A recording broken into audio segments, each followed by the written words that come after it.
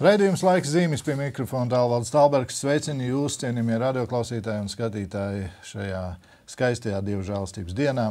Priecājos, ka mēs varam šeit studijā būt kopā un atkal lasīt brīnišķīgo Dievu vārdu un domāt par to, lai tas vairāk iespiežās mūsu gan saprašanā, gan atziņā, gan arī izmaina mūsu sirdi un līdz ar to mūsu dzīvi. Sveicinu studijā Latvijas Vasarsvētku draugu apvienības bīskapu Jāni Ozolinkeviču. Sveicināti. Ogres svētā Meinarda, Birzgales, Ikšķiles draugu viceprāvestu Andreju Trapučku. Labdien. 7. dienas adventistu Latvijas draugu savienības bīskapu Viesturu Reķi. Sveicināti. Rīgas Meža parka un Baldonas evaņģelisko luterisko draugu mācītāju Rolandu Eimani. Sveicināti. Un Latvijas Baptistu draugu savienības bīskapa vietnieku Rīgas Mateja draudzes mācītāju Pēteri Eisānu. Labdien! Šodien lasīšu apostoļa Pāvila 2. vēstuli korintiešiem un 10. nodaļu. Es, Pāvils, jūs mudinu Kristus lēnprātībā un maigumā. Es, kas esmu pazemīgs, kad esmu pie jums klāt, bet bargs prombūtnē. Es lūdzu, lai man, esot pie jums, patiesi nebūtu jābūt bargam, vēršoties pret tiem, kur domā, ka mēs dzīvojam pēc miesas prasībām. Mēs dzīvojam miesā, bet mēs necīnāmies ar miesas līdzekļiem, jo mūsu cīņas ieroči nav miesiski, bet Dieva doti, vareni, kas spēj sagraut cietokšņus. Mēs apgāžam prāta sagudrojumus un jebkuru augstprātību, kas saceļas pret Dieva atzīšanu. Mēs sagūstām jebkuru domu, lai tā kļūtu paklausīga Kristum. Mēs esam gatavi nosodīt ikvienu novēršanos no paklausības, kad jūsu paklausība būs pilnīga. Ņem vērā to, kas labi redzams. Ja kāds ir sevī pārliecināts, ka viņš pieder Kristum, lai viņš spriež par savu piederību Kristum. Kā viņš pieder Kristum, tāpat arī mēs. Ja arī es pārāk dižotos ar varu, ko kungs mums ir devis jūsu garīgai celšanai, ne graušanai, es par to nekaunēšos. Lai nedomā par mani, ka es gribu jūs nobiedēt ar savām vēstulēm. Daži saka, viņa vēstules gan ir skarbas un spēcīgas, bet klātesot viņš ir nevarīgs un viņa sacītais nav vērā ņemams. Tad nu lai tie zina, kādi prombūtnē esam vārdos, rakstot vēstules, tādi paši esam klātbūtnē darbos. Mēs neļaujam sevi pieskaitīt tiem vai salīdzināt ar tiem, kas paši sevi grib izcelt. Jo tie, kas paši sevi ar sevi mēra un ar sevi salīdzinās, nav prātīgi. Arī ar savu lielīšanos mēs neciecamies pāri mēram, bet līdz tai robežai, ko mums kā mēru ir piešķīris Dievs, nokļūt līdz jums.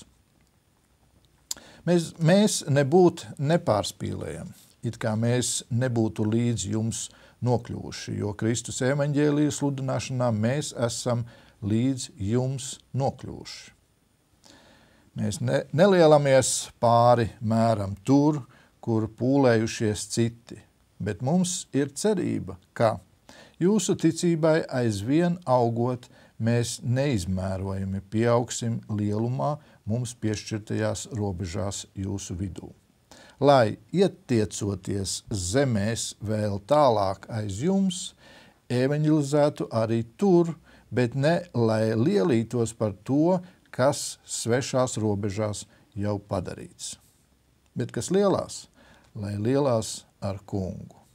Ne tas ir atzīstams, kas pats izceļas, bet tas, ko izceļ kungs. Dīvaini noteikti arī jums, cienījamie radioklausītāji, bija klausīties, bet es lasīju jauno tulkojumu. No vienas puses brīžiem liekas, ka it kā ir saprotamāk, bet jāsaka ir godīgi, es nezinu, cik daudz jūs sapratāt. piedodiet, varbūt es netik skaisti to visu izlasīju, bet arī mēģināju saprast, un jāsaka, ir godīgi, grūti saprast. Un līdz ar to griezīsimies atpakaļ pie vecā tulkojuma. Piedošana, kuriem ir jaunais tulkojums paralēli, skatīsimies tomēr veco tulkojumu. Jo pašā sākumā jau lasīju, un tā ļoti interesanti,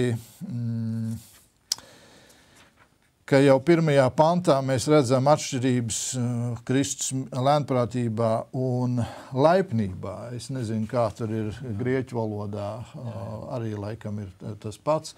Un te mums parādās tāds jaunvārds maigumā. Nu, apostols Pāvils un maigums, nezinu, var būt, bet jaunajā laikmetā jau apostols Pāvils jau saka maigumā. Bet, labi, atstāsim šo te šīs nianses, ja tās tādas varētu nosaukt. Bet vēstuli kopumā. Un faktiski šis fragments no šīs vēstules izklausās veseli, tā kā tāda nodaļa, ja vesels fragments ir patiešām tāds, kur viņš raksta tādu attaisnošanos un reizē viņš tomēr pārdzīvo, ka visi viņu nesaprot. Bet dzīvē taču ir tā, ka visi vienalga nesapratīs un visiem tu labs nebūs. Lūdzu, Jāni. Apostols Pāvils, viņš šeit it kā taisnojies un tai pašā laikā viņš saka, tāds kāds es esmu vēstulēs, tāds es esmu un būšu klāt būdams. Jo patiesību sakot, Pāvilam jau nav par ko taisnoties. Viņš pasludina Kristus evaņģēliju, jeb kā viņš kādam raksta, uzstāja laikā un nelaikā. Viņš studina patiesību. Un taisnoties par to, ko Kristus ir viņam mācījis un kā viņu vadījis visā patiesībā, nav par ko. Daudzreiz jau cilvēkiem gribētos, un cik es redzu šeit arī korintiešiem gribētos, lai Pāvils viņiem teiktu, nekas, sakarā ar jūsu apstākļiem, jūsu dzīvesveidu, mēs varētu šo to mainīt Kristus evaņģēlijā. Pāvils te tā nesaka. Viņi saka, daži saka, ka man tās vēstules tādas bargas, bet, ka es pienāku klāt, tad ja esmu maigs. Tad var tam citiem vārdiem sakot, tad, ka viņš ir klāt, tad ar viņu var sarunāt. Lūdzu, Iestur. Jā, par to Pāvila, vai viņš tikai laipns un lēnprātīgs vai maigs, es nezinu īsti, mēs viņu redzējuši neesam, bet lai tas paliek. Es esmu dzirdējis, ka daži saka, tas Pāvils gan bija tāds nīgrs onkulīts, ar viņu laikam nebija pārāk viegli, vienmēr viņš par kaut ko žēloties kādam par kaut ko uzbrukt un sadot kārtīgi. Kaut gan šeit jau, kā bīskaps Jānis arī sacīja, lasījām fragmentu, kurā viņš saka, ka viņš savā, ne tik vārdos, bet savos darbos ir laipns, maigs vai kāds epitets lietots, tātad iejūtīgs cilvēks, kas spēj uzklausīt, darīt, un tā tāluma bardzība, kā viņš sakās, atkal, manuprāt, arī tā bardzība, rakstot, vai kur viņš ir norūpējis, mēs jau iepriekš runājām. Tā nav atšķirāma nost, vai ne? Tā bardzība arī nebija tāda, kas grib iznīcināt. Tā nāca no sirds sāpes, lai viņiem labāk iet, un tādēļ arī tālākajā tekstā jau parādās. Tas, ka es esmu iejūtīgs, uzklaus un it kā tur maigs vai kāds jūs klātbūtnē tāds klusāks, tas nenozīmē, ka es esmu atkāpies, ka ar mani var, kā te Jānis sacīja, sarunāt kaut ko. Neiet. Un lūk, viņš atkal aizrāda nedaudz par to, ka tā jau ir mūsu cilvēku, acīm redzami, tā tieksme pēc sevis mērīt arī citus. Jūs sakat, jūs esat vai nedzīvojat pēc kaut kādiem standartiem, pēc kuriem mēs it kā nedzīvojam, bet mēs arī esam Kristus kalpi, un viņš saka, un mēs strādājam ar Dievu ieročiem. Tad tur ir vesela rinda ar tiem militāriem termīniem, kas viņiem, kā Rolands jau sen atpakaļ, kad mēs sākām korintieši rakstīja, ka tur bija diezgan daudz arī tie bijušie militāristi, ja es pareizi atceros, vai ne tur. Tā kā tas atkal uzrunāja tie uzbrukumi, torņi un aizsardzības un viss tie. Nav vajadzība, ka Dieva ieroči ir daudz spēcīgāk un ka Dievs ir tas, ko viņi grib atklāt. Un es tālāk. Līdz ar to, lai gan te it kā ir, viņš aizstāvās, bet viņš rāda arī, faktiski mums jau nav ko aizstāvēties. Jūs tie apvainojumi, uzbrukumi, nu jūs pēc sevis mērojat, bet jūs nemaz nemēģināt ieskatīties mūsu kalpošanas un sūtības būtībā.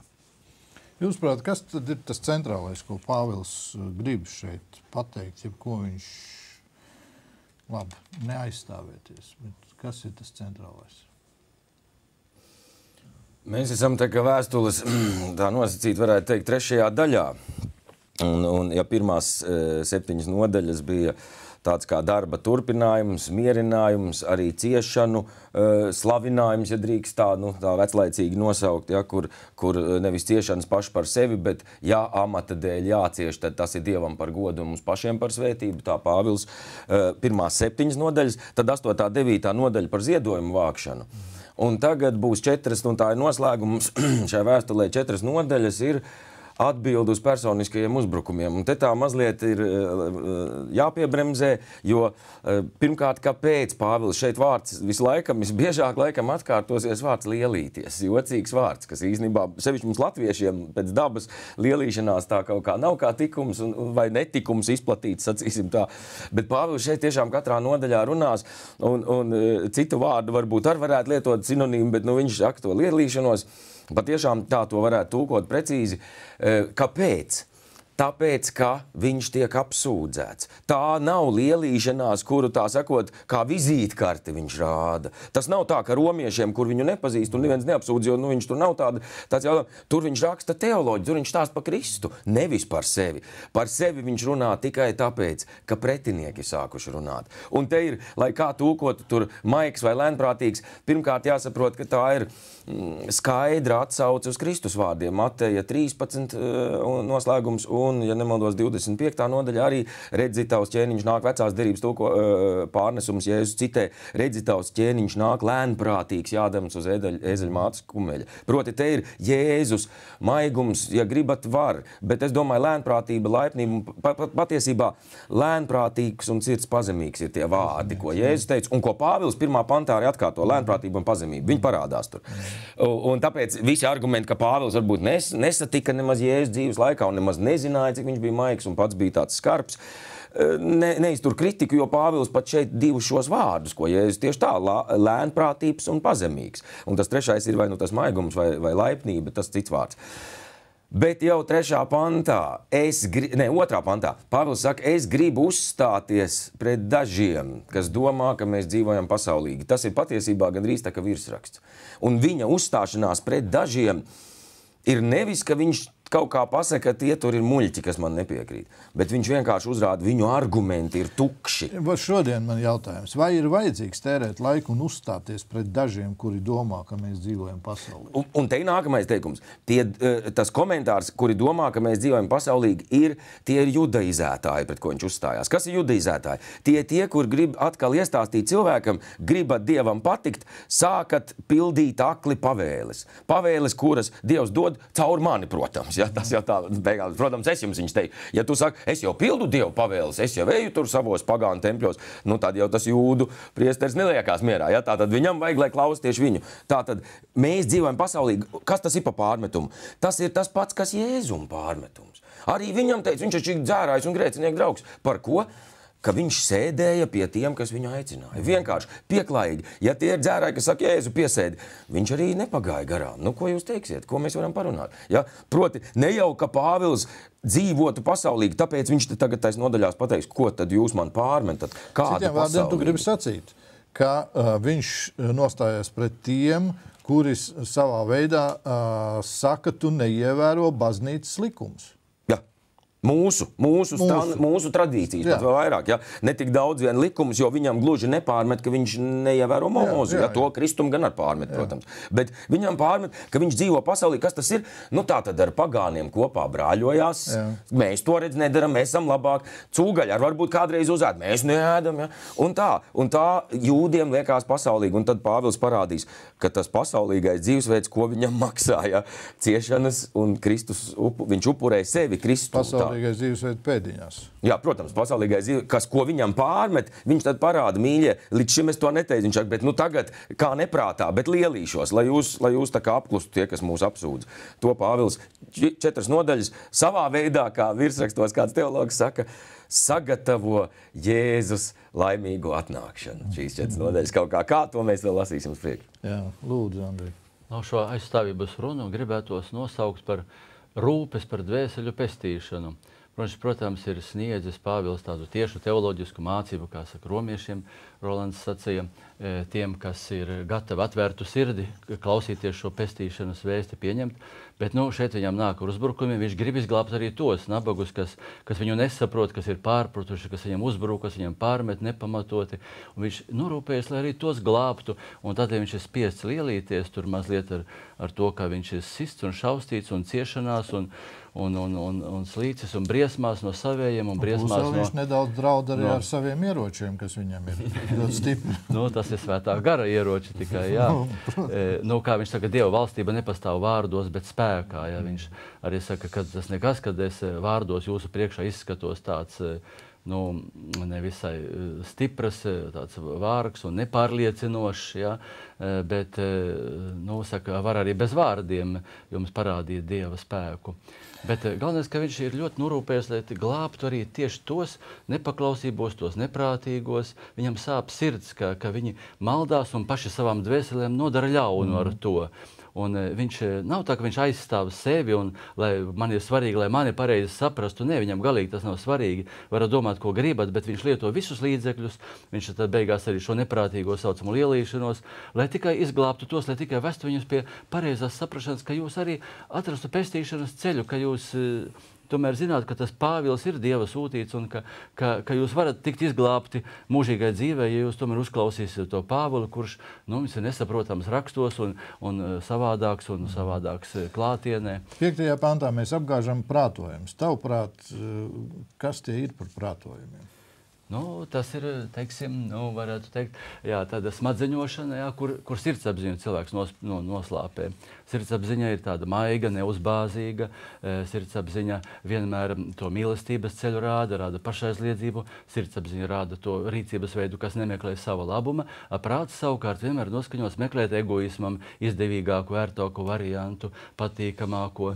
Un tā ir tā prātošana, kur, piemēram, mūsdienās arī, teiksim, psiholoģija lieto, lai cilvēku iegūtu, ja, tad lieto tādu NLP metodi, ir neirolingvistiskā programmēšana, ja, tur dažādas ir metodikas, ka cilvēks smadzeņo un iegūst, teiksim, tā otras cilvēku. Vai biznesā pārdot, var, teiksim. Pie kristiešiem neirolingvistiskā programmēšana, es ceru, ka pie kristiešiem nav. Tas jau būtu grēks, ja, bet tā ir tā prātošana, par ko jautāju. Bet to, ko tu sacīji,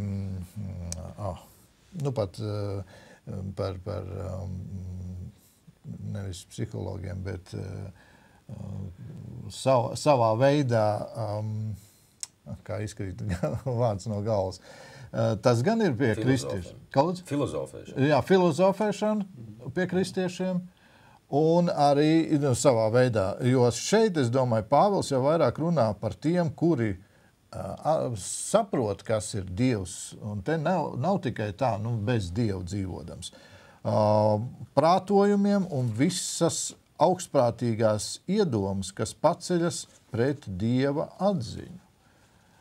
Kristiešiem arī piemīt tādas, jeb nē? Jā, protams. Jo likums šeit ir ļoti augstas, un to mēs varam redzēt arī pēc nākamās nodaļas, ļaujiet man nolasīt. 4.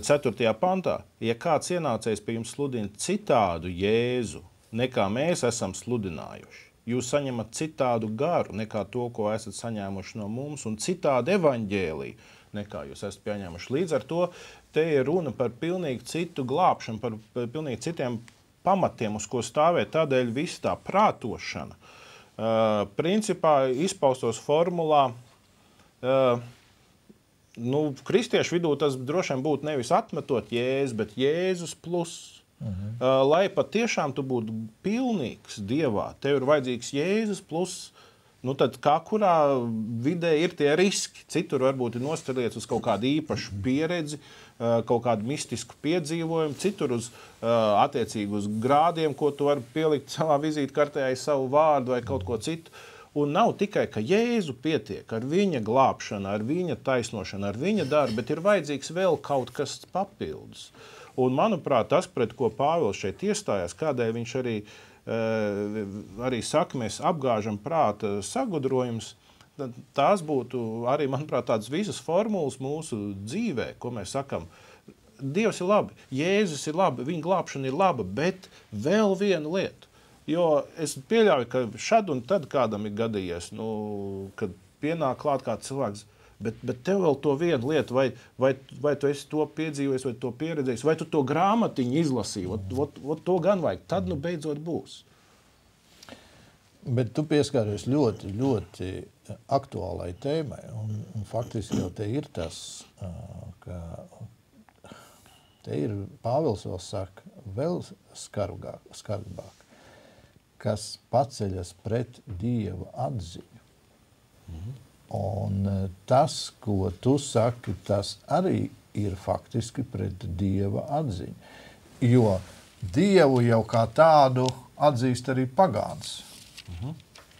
Nav problēma. Dievu, paskatieties citās reliģijās, kuri neatzīst Kristu kā Dievu dēlu, arī atzīst Dievu. Un ļoti tuvu. Tur pat kaut kur saplūst. Viņi pat saka, ka tas ir tas pats Dievs. Tad par Dievu atzīšanu mums nav jāstrīdās, bet te ir tas, ko tu saki, ja mēs kaut ko pieliekam klāt pie Kristus un plus, jeb kaut kas un plus Kristus, nosauksim tā. Jo mums cilvēcīgi jau liekas, ka vispirms ir kaut kas, un tad pāri visam Kristus, un tad jau viņš to visu. Faktiski tas ir pret Dieva atziņu, patieso atziņu, kas ir pilnīgi savādāk. Dievs saka, viss ir piepildīts, ja viss ir padarīts ar Kristu. Pāvils arī to saka. Vai tad jums nepietiek ar Kristu? Ar Kristu jums pietiek. Tāpēc arī šeit 5. nodaļā, par ko mēs runājam, viņi noslēdzās ar šiem tādiem, manuprāt, vieniem no centrāliem vārdiem šajā grāmatā. Saņemiet šo izlīgumu ar Dievu. Līdz ar to, kā mēs izlīgstam ar Dievu, vai caur to, ka mēs esam bijuši pietiekami labi, ka tas ir bijis mūsu nopelns, mūsu darbs, mēs centāmies un mums sanāca. Jeb šeit viņš saka, viņu, tas ir Jēzu, kas grēku nepazina, viņš mūsu dēļ padarīja par grēku, lai mēs viņā taptu par Dievu taisnību. Un te ir tas vai caur mūsu darbu, jeb caur Dievu darbu. Un ja es caur savu darbu tieku pie Dieva un viņa godā un esmu pieņemts, tad es varu sist sev uz pleca.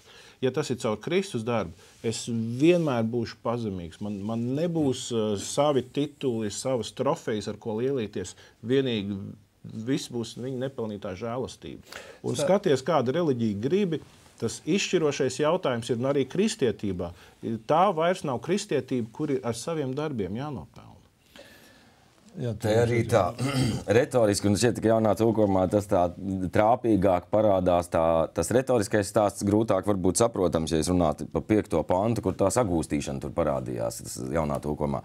Bet grieķiski, ja ieskatāmies no 4. pantu uz priekšu, pirmkārt, ar ieročiem cietokšņus noārdīt. Tātad viņš, Pāvils, salīdzina cilvēcisko domāšanu, kurā tu pasauli vari izskaidrot bez Dieva. Un iespējams tas ir. To mēs esam pierādījuši dažādos veidos. Ka tas ir kā cietoksnis. Un tagad Pāvils saka, man ir ieroči, man un maniem darbabiedriem ir ieroči tos cietokšņus nogāžot, apgāzt vai noārdīt tālāk. Tālāk ieejot iekšā, viņi apgāž prātojumus un sagūsta. Saprotiet, tā kā karā, tā kā tu uzlauz cietokšņu durvis, to iekšā, tu sagūsti. Bet mēs runājam par to laikmetu, kad Tad, kad tika gūstekņi sagūstīti, viņi tika sastādīti rindā, tie, kas puslīdz varēja paiet, un triumfa gājienā tika vesti atpakaļ rādīt, lai attaisnotu kara budžetu un ideoloģiju un tam līdzīgi, kuri tika vesti pa kādu no centrālām ielām, un galā tur bija kaut kāds laukums, tik brutāli mēs cilvēki esam bijuši. Tas nav runa par kristiešiem, tas runa par Romas tradīcijām, uz kurām Pāvils šeit atsaucās. Tad viņi tika aizvest uz centrālo laukumu, kur publiskā izrādē tika nocirstas galvas. Nogalināti viņi tika. Piedodiet, bet tā tas bija. Bet interesanti, Pāvils šo arī patur. Mēs apgāžam, sādam ciedos, tālāk sagūstam un tālāk 6. pants un esam gatavi nosodīt. Proti, visas tās idejas un domas, kuras spēj pateikt, ka mēs te bez Dieva varam tikt galā, kuras neredz to pašu vienkāršāko, ja mans prāts redz prātīgu schēmu fiziskā vai pārfiziskā pasaulē, tātad tas apliecina, ka ir prātīgs radītājs. Nekur mežā koki nestājās parastā kaut kādā schēmā, viņi haotiski aug. Ja tur ir sastādīta schēma, to ir darījis kāds cilvēks, ja es to varu tur pamanīt. Jā. Tieši tāpat visumā un izplatījumā. Ja mēs to neredzam, tad Kristus vārds ir tāds, kurš noārdīs cietoksni, sagraus visu, sagūstīs tās iedomas, tas ļoti interesants tas tēls, un pēc tam gatavs arī nosodīt tā centrālā laukumā. Tā ka galva nost. Labi, brāl. Tā, tas stāsts ir retoriski. Tas stāsts. Un es gribu atsaukt to, ko Andrejs brīnišķīgi pateica, lai ieklausamos tas teikums. Sirdsapziņa ir maiga un prāts izdabā egoismam. Tāda ir tā realitāte. Jā, bet paskaties, tagad šo te schēmu, ko tu pat parādīji. Un mēs esam gatavi nosodīt ikvienu novēršanos no paklausības. Un tad es sāku domāt, ja apostols Pāvils šodien pastaigātu pa Latviju. Kāpēc tu tā var just, kad bez panākumiem. Grūti viņam te nāktos, ja viņš būtu šokā, kad ļoti daudzās vai nu viņu izslēgt no draudzes, vai nu viņu nekur nepieņemt, viņam teikt, ej tu pie pagāniem, nenāc pie mums, kristiešiem, jo gatavi nosodīt ikvienu novēršanos. Nerunāsim nemaz to, ko Rolands teica, galvu nost, kas faktiski dziļākajā būtībā ir pilnīgi pareizi. Jo, ja mēs skatāmies garīgi, tad mums ir jābūt gataviem līdz tādam, ka beidzot būs garīgam vecajam cilvēkam galva nost, un viņš ir miris. Un nevar sadzīvot idejas, kā mēs te pasaulīgi izdomājam, ka būs tagad kādas teritorijas vai vietas, kur mēs Dievu neielaidīsim. Šim ir galva nost. Nav tāda vieta, kur Dieva likuma neaizsniegsies. Visur aizsniegsies. Šodien nav tas tik aktuāli. Aktuālākais ir tas, ka mums ar vienu paplašanās teritorijas, kur viss ir kopā. Un nemēģina nemaz nosodīt. Nemēģina nemaz pretī kaut ko sacīt. Viss ir kopā. Es gribētu nolasīt, Pāvils jau ātrāk to saka, viņš jau romiešiem par to runā. Un šeit, 1. nodaļā, 21. 22. panta, viņi saka, jo pazīdami Dievu viņi to nav turējuši godā, kā Dievu un viņam nav pateikušies, bet savos spriedumos krituši nīcības gūstā un savā siržo neprāti iegrimuši tumsā. Dižodamies ar savu gudrību, viņi kļuvuši nelgas. Šeit Pāvils runā par to, ka cilvēki viņi dižojas ar savu gudrību, ar savu izpratni, sapratni, un tā problēma lielākoties mūsu laikos un visos laikos ir bijusi tā, ka cilvēks, viņš skatās uz Dievu no savām pozīcijām. Tas ir, viņš domā, ka Dievs ir tāds kā viņš. Un te ir tā problēma. Viņš savos spriedumos krīt nīcības gūsta. Cilvēks domā, Dievs ir tāds pats, ka es savādāk, kā tas var būt. Tāds pats moments, teiksim, Jēzus teica ļoti, es esmu pie jums ikdienas līdz pasaules galam. Un paprasīja kādām dievkalpojumam, viņš tic, ka Dievs ir mūsu dievkalpojumā šeit. Noteikti būs lielas šaubas, vai tik ir. Bet Dievs saka, kur 2 vai 3 manā vārdā kopā nākuši, tur es esmu viņu vidū. Es kādreiz kādā dievkalpojumā sludinājums teicu, tas kungs ir mūsu vidū. Pēc dievkalpojuma man teica, jaunais cilvēki tā nesakiet, un ja nav atnācis, pavisam nopietni. Pavisam nopietni. Nopietni cilvēki. Bet viņš tā saka. Sacīt jau saka, bet varbūt nav. Brāļi, vai šeit nav 12. pantā rakstītais? Lasīšu no jaunā tulkojuma pašu pēdējo teikumu daļu. Kas paši sevi ar sevi mēra un ar sevi salīdzina. Vai mums kristietībā nav izveidojies šis efekts, ka paši sevi mēra ar sevi? Piedošana, ka es tā runāšu, katoļi mēra ar savu katolistisko mērauklu, luterāņi ar savu, baptisti ar savu, adventisti ar savu, vasarasvētku ar savu, katrs mēra ar vairāk vai mazāk. Es neabsolutizēju, lūdzu, saprotiet pareizi. Un tad klāt vēl pieņem, protams, katolis paņem luterāņu mērauklu un saka, redz, kur viņi nesakrīt, tad tā nav pareizi. Baptists paņem adventistu mērauklu, nesakrīt, tajos punktos nav pareizi. Redz, kur mēs esam visi tie pareizākie. Jā, tas ir tas, ko faktiski arī atgriežam atpakaļ tur, kur runājam par to paklausību, par kuru tās galvas ripo nost, jo paklausība jau iznāk. Mēs bieži to ieliekam no savas tradīcijas, tāpat kā tur tie judaisti un tie, pret kuru Pāvils saka un saka, sagūst to domu un ved, kurš tad ir ved pie Kristus. Tas ir tas triumfators. Jebkuru domu jāved atpakaļ pie Kristus. Ja nepaklausa Kristum nost, jāiet līdz pilnīgai paklausībai un tad nonāk pie tā, jā, mēs sevi uzliekam par to mērauklu. Rolands pieminēja, ka latviešiem nav tieksme lielīties. Mums ir, es teiktu, reversā lielīšanās. Jā. Mēs sakām, mēs nekas nesam. Bet pamēģini tu sacīt tam. Jā, es jau maziņš, es jau malā, vai es jau nekas. Un pamēģini kādam teikt, jā, tu jau nekas neesi, tad redzēsiet, vai nekas. Uz komplimentu. Tieši tā ir tā reversā lielība. Mums ir ienācis tas, mēs it kā, es nezinu, ģenētiski esam kļuvuši tādi, kas negrib iet. Un iespējams, ka tur arī varbūt kāds ir bijis, kas ar šo reverso mēģina tagad Pāvilu izlikt, jo viņš jau nav kautrējies, arī rakstīja, bet ne lai lielītos par ciešanām. Atceraties, mēs runājam, viņš sacīja, mēs bijām līdz nāvei. Viņš arī raksta, ka viņš iet un sludina. Viņš par saviem ievadā, viņš nelielījās ar tiem doktora grādiem un pārējiem, bet viņš sacīja, es varu arī tāpat parunāt, kā jūs tie oratori, vai ne? Un tagad viņš saka, bet nevajag mērīt pēc sevis, jo kas ir? Nav, jaunajā tulkojumā nav prātīgi. Tātad cilvēks, kas mēra visu pēc sevis, nav prātīgs. Un te ir tā nedaudz arī mūsu diezgan daudz tā nelaime, ka mēs sākam ieiet tanīs ismos. Un liekam to ismu. Adventisms, baptisms vai kaut kāds, piedod, to man blakus sēdi. Vai ne, mēs viens otru sasaucamies. Pāri tam paklausību Kristum, jo viņš atgriež pie evaņģēlija, un tā cilvēciskā prātošana, arī Andrejs sacīja, viņa rūpīgi glābt cilvēks, vai ne? Pareizi, Rolands saka, man ir ieroči, svētā gara ieroči, es tos jūs cietokšanas tiem militāristiem, ģenerālīšiem, viņš saka, es viņus varu sagraut, un jūs visus aizstiepšu tur, kur jūs stiepāt citus, vai ne? Te ir tas Dieva spēks. Un kāpēc gan, ja man ir tas Dieva spēks, nepateikt to, ka es nāku šī Dieva vārdā, un tas Dievs arī to izdarīs.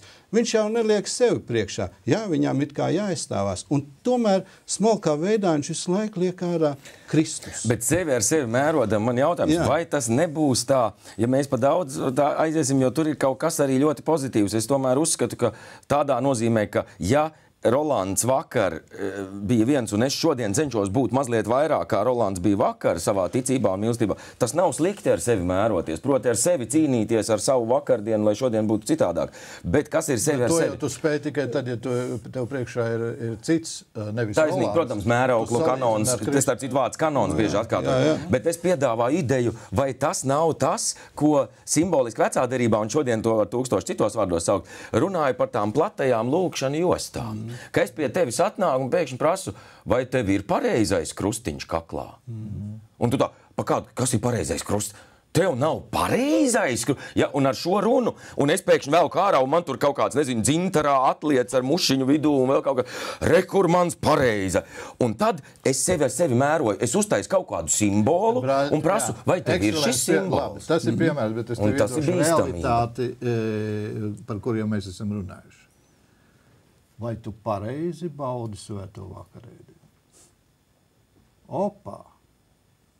Un te jau mēs aizējam tik tālu, ka vairs nevaram baudīt kopā svēto vakarēdienu. Tikai tāpēc, kāpēc? Tāpēc, ka tas otrs nepareizi bauda. Ne jau tāpēc, ka man ir šauba, ka es pareizi baudu. Vakarēdienu nevarēs īstā simbolos ielikt. Vakarēdienā ir pavēlēts sevi izmeklēt, lai uzmanamies, jo tad iznākt sevi mērot un sevi izmeklēt. Tas nav viens un tas pats. Tas ir ļoti tehniski jānodala. Mēs nevaram kopīgi baudīt svēto vakarēdienu tikai tāpēc, ka katrs mēs uzskatām, ka mēs vispareizāk baudām. Kaut mums arī iet un latviešiem. Viņi uzskata, ka nav ceļos jāmetās pie altāra, piemēram, mums luterāņiem.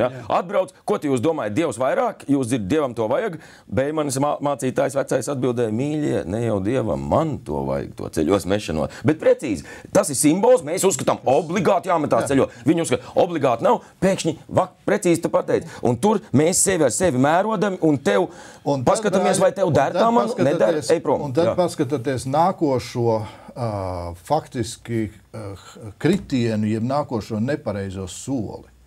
Apostols Pāvils, un ļoti pareizi jūs, brāļi, visi sakat, sagūstīt Kristumu. Bet, brāļi, mēs nodarbojamies ar gūstīšanu savai konfesijai. Būsim godīgi. Ir tā. Jo pasakot tikai un neesot kopā un nedarot kopā to, ko mums Dievvārds saka, pasakot, ka es esmu pareizāks, līdz ar to es jebkuru gūstu vienīgi un tikai gūstīt, tas ir gūstu, nevis gūstu, tā iegūst, bet sagūstu savai konfesijai, kas ir totāli pret biblisks fakts. Bet tas tā notiek. Es domāju, ka te ir no otras puses, arī, ja daram evanģelizācijas darbu un veidojam kaut kādu mācekļošanu un cilvēks ievadam evaņģēlijā, viņam jātiek kaut kādā veidā strukturētam. Līdz ar to es negribētu iet tik tā, kā izklausās, varbūt kā var interpretēt tavus vārdus, tad visas konstitūcijas, tās konfesijas un viss tas līdz ar to ir pretrunā Dievu valstībai. Bet, ja tā var arī izteikties, arī tajos apcirkņos ir kaut kā tos graudus jāsaber. Bet tā viena lieta, es domāju, kas šeit ir ļoti svarīgi gan mums paņemt, gan tiem, kas esam šeit mācītāji, gan katram cilvēkam ir, ka mēs dzīvojam laikmetā, kur mēs esam pieraduši, ka visas mērauklas ir relatīvas. Stiepjams, jā.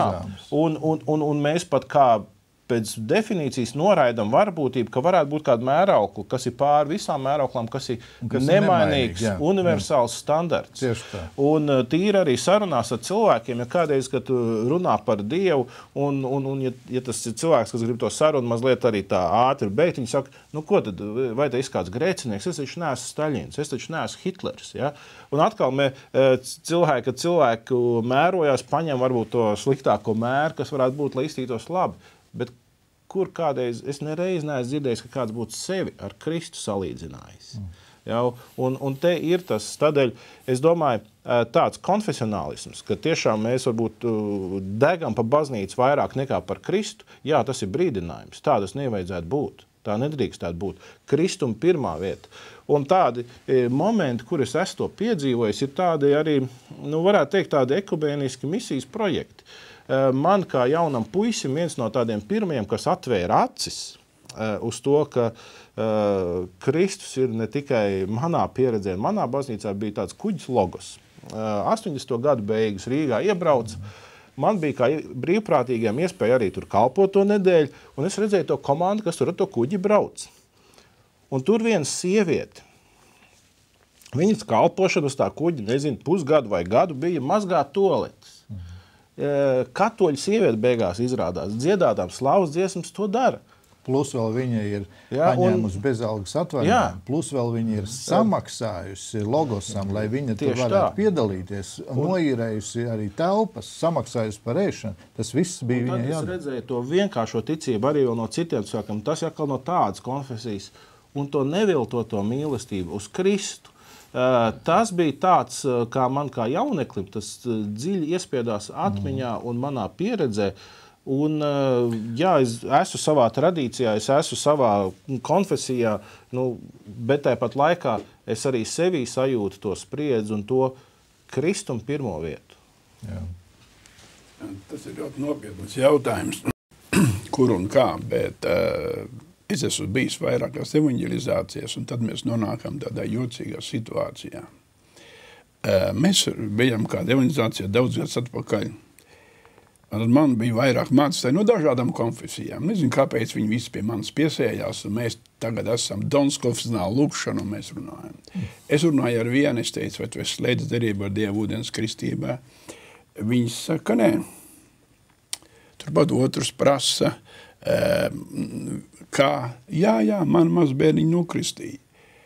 Beigās mēs nonācām visi trīs Petrunās, viens ar otru, un tas cilvēks mums pateica ļoti konkrēti un skaidri. Jūs tiekat skaidrībā paši ar sevi, un tad aiciniet mani. Vai ne? Un tas man lika daudz domāt, jo katrai konfesijai ir uzskats, un katra konfesija uzskata, ka viņas mācība ir pareizākā. Gūstīšanas metodas. Gūstīšanas metodas ir pareizākās. Man kādreiz kāds mācītājs teica, ko tu Jāni domā, ka tev pareizākā mācības. Viņam atbildēja viss īsti un skaidri, par ko tu man tur. Tu man tur pablēdi, es domāju, ka ir aplam, un tāpēc es tomēr sludinu. Es cienu visas konfesijas, es cienu viņas visas, bet tai pašā laikā es apzinos, ka jebkura konfesija uzskata, ka viņas mācība ir tā labākā un pareizākā. Un lai Dievs viņiem palīdz un lai Dievs viņiem darbojas, mēs nevaram, pateikt, tas ir tā un tas ir tā. Ir lietas, mēs jautājam, es atbildu, mēs saprotam tā. Un līdz ar to jautājums ir izslēgts. Man nav jāsaka, baptistiem tā problēma, adventistiem tā, luterāņiem tā un katoļiem tā. Mēs mācam tā.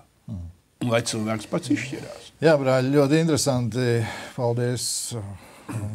Vispirms jāsaka paldies apostolim Pāvēlam, kas šādas brīnišķīgi var. Jā, ļoti īsti, jā. Jā.